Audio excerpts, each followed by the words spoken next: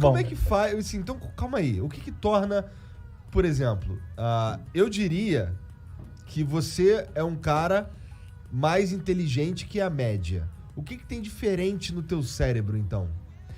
Eu não vou me colocar nessa posição, tá? Eu vou dizer o seguinte. Quem colocou foi ele, né? Tá, então eu não vou responder em primeira pessoa, Tá. porque eu tenho minhas dúvidas. Mas vamos lá.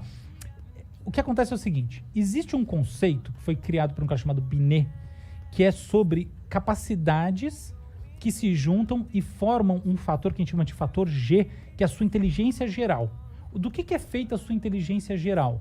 Ela é feita de habilidade numérica, memória de curto prazo, processamento de linguagem, processamento visoespacial. Então, por exemplo, você imaginar como é que você vai estacionar o carro, você imagina na sua cabeça, você, tá, essas coisas todas. Esse tipo de coisa. A inteligência, como esse conceito, ela é mensurável.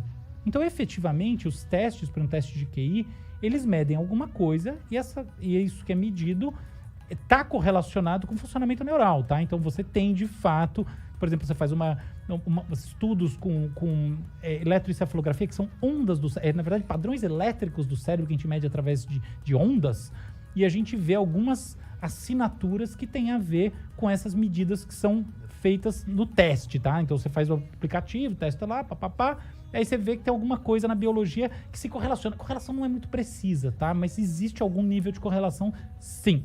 Tá? Isso aí tá dado. Outra coisa é o seguinte. No mundo lá fora, você sai desse laboratório onde você fez testinho, existe uma questão que é a da adaptabilidade do sujeito. E a adaptabilidade pode ser adaptabilidade no sentido da esperteza, ou adaptabilidade pode ser, dado um ambiente de alta complexidade, qual que é a capacidade desse sujeito que se propôs a isso, avançar dentro dele desenvolvendo alguma coisa. Por exemplo, o cara que eu acho ridiculamente inteligente, tá? Richard Feynman, é um físico que já morreu. Assim, pra mim, tem um nome de cara inteligente. Ele tem um nome, uma cara, um jeito, uma humildade, ele é tudo de gênio. Por exemplo, Fernando Meirelles, tá? O cineasta. É gênio total. Então, o que acontece?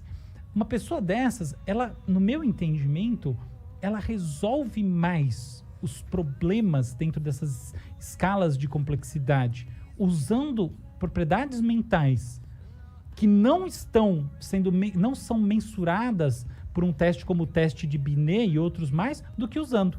Não é que elas não usem, tá? Então, por exemplo, uma pessoa como essa começa a ter um problema de memória de curto prazo. Memória de curto prazo é decorar número, decorar coisa na cabeça, tá? Então, é importante para você processar. Tipo, você pensou numa coisa, numa outra coisa, como é que você articula entre elas? Tem que manter elas ali meio num loop, né? Pode crer. Então, beleza. Então, você tem um problema aí, você tem um rebaixamento, de fato. Então, não é que isso aí não importe.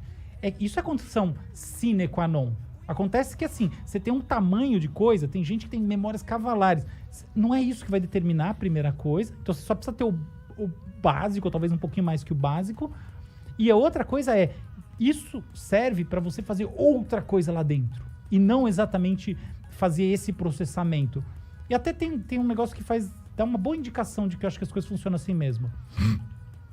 Hoje em dia, é muito mais fácil você pegar um computador e ele arrebentar numa coisa como essas do que ele arrebentar numa solução de problema livre. Problema livre ele não soluciona. Até hoje a gente não tem isso aí. Então isso indica que, na verdade, existe O que é um problema livre? Um problema para o qual você não tem uma instrução que chegue a uma solução. Um parâmetro para responder. Entendi. Tá? É como se existisse, seria uma inteligência geral artificial, né? Que é capaz de simplesmente interpretar qualquer coisa que você manda para ele e te entregar algo. Exato. Então, por exemplo, uma pessoa que, tipo, um grande estadista. Um grande estadista, no final das contas, vai ter uma propriedade, em geral, que é da acuidade decisória. Acuidade decisória, para mim, é um negócio, assim, absolutamente importante para essa tal inteligência no mundo real. E a gente chama, eu prefiro chamar isso de inteligência ecológica. Ecológico parece que você tá falando, né? Mas inteligência ecológica quer dizer, do mundo em que as pessoas estão inseridas, ou qualquer outro ser que está inserido. Acuidade decisória. Cara, eu conheço pessoas com acuidades decisórias insanas. A pessoa fala, não, aqui, assim, estrategista de tomar decisão. Aí você pergunta para a pessoa, ela não necessariamente vai trazer para você uma resposta que reflete um pensamento 100% analítico. Você fala, porque ela é intuitiva. Pode ser, mas às vezes não é isso. Às vezes é outra coisa, às vezes ela é afetiva. Não quero, sabe?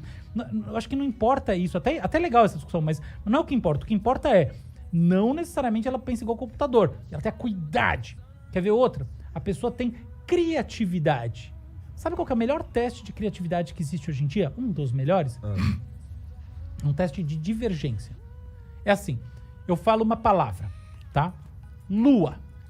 O que você tem que fazer é construir, é me trazer uma outra palavra e fazer uma construção com ela que não tem nada a ver com lua. Tá? Então todo mundo vai pensar, uma palavra já tá quase no prime, né? Assim, uma palavra parecida com lua, pra continuar, isso é criatividade? Não, é o oposto. Pensa na coisa mais diferente de lua que você consegue imaginar na sua vida. Caralho. Entende? É realmente complicado, né? Porque você vai pensando em coisas e fala, mas tem uma ligação com lua e tal, né? Isso. Aí você fala assim, abobrinha, foda-se. Abobrinha, interessante. Abobrinha, legal. Sabe como é que eu vou medir se a abobrinha tem mais a ver ou menos a ver com lua? Como? Porque eu vou botar milhares de pessoas para fazer associação e eu vou medir as associações menos comuns. Entendi. Entendeu? O negócio é mais complicado do que isso. Então, no final das contas, o que um teste como esse mostra? Que a divergência de pensamento, ela é um dos princípios, tem vários. Criatividade tem a ver com esforço, criatividade tem a ver com informação, criatividade tem a ver com disposição emocional. Você está totalmente parado, você não consegue ter criatividade. Criatividade tem a ver com normatização, é sobre normatização. Quanto mais você tiver sobre princípios normativos, é mais difícil ser criativo. Então, um monte de coisa. Mas tem esse negócio da divergência. Mas não tem nada a ver com teste de inteligência, esse tipo de coisa, entendeu? Uhum. Então, tá aí. Existe uma nova linha de pensamento que quer meio que tirar um pouco do poder ou da credibilidade que os testes de QI têm. Uhum. Eu acho que é muito pelo que você está falando isso, porque ele realmente não mede todas as formas com que o ser humano pode ser bem sucedido na vida e, portanto, não é um teste de inteligência como inteligência geral, que é realmente que a gente está querendo chegar, né? Inteligência como a capacidade do cara conseguir algo que ele se planejou a fazer. Exato, né? Exato. Vai medir as competências de forma separada. Sim. Exato. E eu acho que a gente vive um mundo que, assim, é muito... Ele é muito duro nesse assunto, sabe? Então fica essa coisa... Pensa numa prova escolar. Cara, uma curiosidade, né? Que ela é só correlacional, ela não é de causa e efeito, mas é interessante. Você tem várias pessoas que fizeram coisas incríveis que têm dislexia. Isso é conhecido. Quer dizer que dislexia aumenta a chance de sucesso na vida? Não estou dizendo nada disso.